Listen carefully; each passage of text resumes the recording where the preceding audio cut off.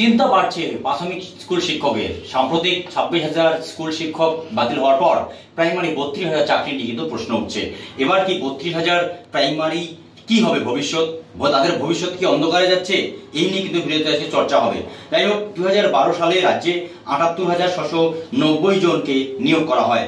2012 সালে টেটে 17,000 নিয়োগ করা হয়। পরবর্তীতে 2014 সালে টেটে নিয়োগ করা হয় 42,690 জনকে। 2014 টেট নিয়ে মামলা করা হয়। পরবর্তীতে 32,000 চাকরি বাতিলের কথা ঘোষণা করে কলকাতা হাইকোর্টের সিঙ্গেল বেঞ্চ বিচারপতি গাঙ্গুলি। পরে ডিভিশন বেঞ্চ বাতিল করে কলকাতা হাইকোর্ট এবং পরবর্তীতে তারা আবার নিয়োগ পায়, যদিও সুপ্রিম কোর্টের রায়ে 269 জন আবার চাকরি ফিরে পায়। পরে তারা আরো 269 জন চাকরি ফিরে পাওয়ার পর সুপ্রিম কোর্টের এই মামলা কিন্তু এখনো ঝুলে রয়েছে। এতে চিন্তা বাড়ছে 32,000 স্কুল শিক্ষকের। এই মধ্যে সব থেকে যেটা চিন্তার কারণ হচ্ছে যে নতুন করে কিন্তু চিন্তা বাড়ছে 32,000 স্কুল শিক্ষকের।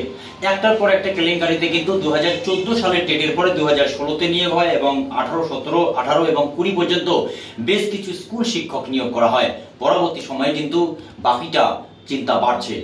এ নিয়ে কি বলছেন বেশ কিছু আইনিবিদ এবং মামলাকারীর উকিল, দেখুন।